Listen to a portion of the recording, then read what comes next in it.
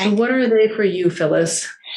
All right. So it's interesting that you said earth, fire, air, and water.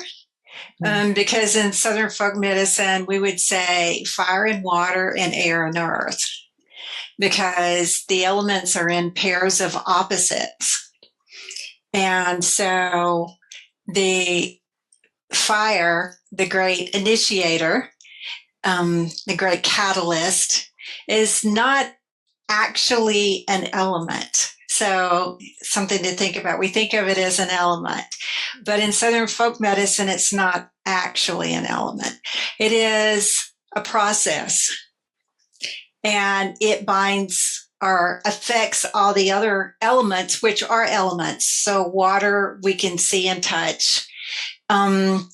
Air is there. We may not can see it and touch it, but we can see the wind blow. Earth is beneath our feet. It's the rocks, it's the minerals, but fire is a process. And it really it needs the elements to be.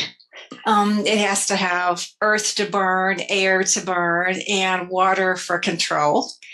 But it also dissipates water if it's hot enough. But it is the process. It is the spark. It is the initiator. And so we speak of it as an element, but in comparison to what we can hold in our hand is like earth element, we can't really do that with fire. And so the great initiator of fire was lightning. For indigenous people. So Southern folk medicine elemental approach is a combination, let me say this, of indigenous Southeast Native American teachings, along with humoral medicine brought to the Southern United States by the Spanish, and along with Irish folk medicine and just folk medicines of Europe's that the settlers brought, and then African folk medicine that came over also.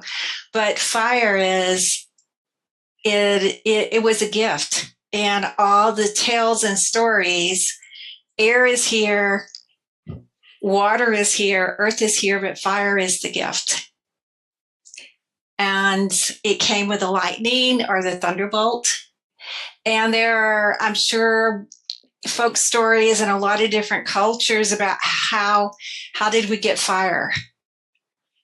So I just wanted to make that point about fire as an element, because that's a very important part in Southern folk medicine.